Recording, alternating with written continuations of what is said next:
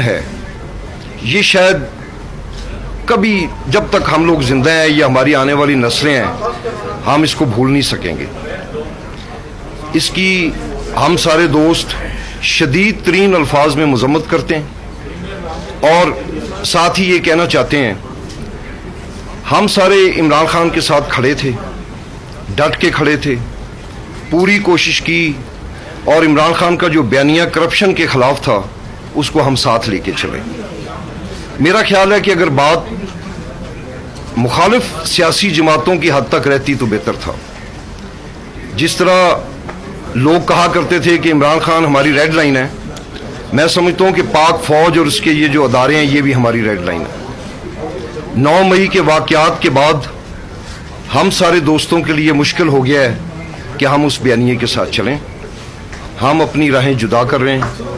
ہم مل کے انشاءاللہ متفقہ طور پہ فیصلہ کریں گے کہ آئندہ ہماری سیاسی حکمت عملی کیا ہوگی.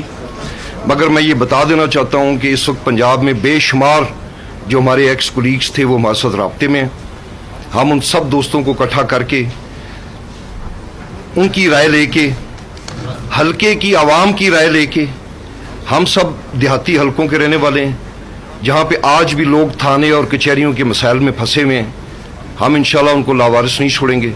ہم ان کے ساتھ کھڑے ہیں اور حلقے کی سیاست کو جاری رکھیں گے.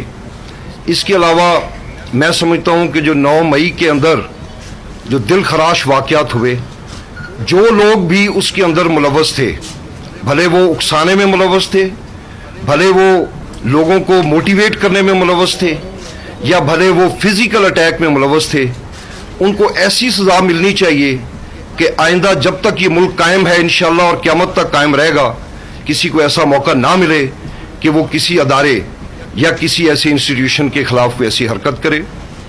میں سمجھتا ہوں کہ یہ جو روایت چلی, میاں نواز شریف صاحب نے بیٹھ کے اس وقت کے آرمی چیف اور DGI کے بارے میں باتیں کیں, کل مریم نواز نے جلسے میں ایسی باتیں کیں.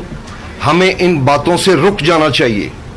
ہمیں اپنی سیاست کو اپنی سیاست تک رکھنا چاہیے. ہمیں کسی بھی ادارے کے سربراہ کے خلاف اگر عمران خان نے کی تو وہ بھی غلط کی, ہمیں نہیں کرنا چاہیے.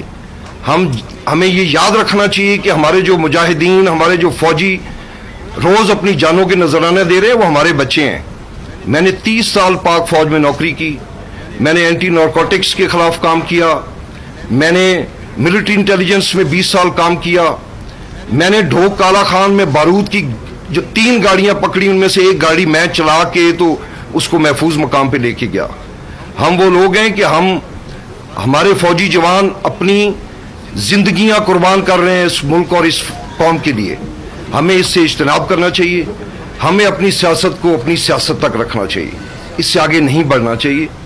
میں آج پھر ایک دفعہ پھر یہ کہتا ہوں کہ 9 مئی کے مذمت بہت کم ہے, سزائیں ملنی چاہیے جن لوگوں نے کیے تاکہ آئندہ کوئی نہ ہو.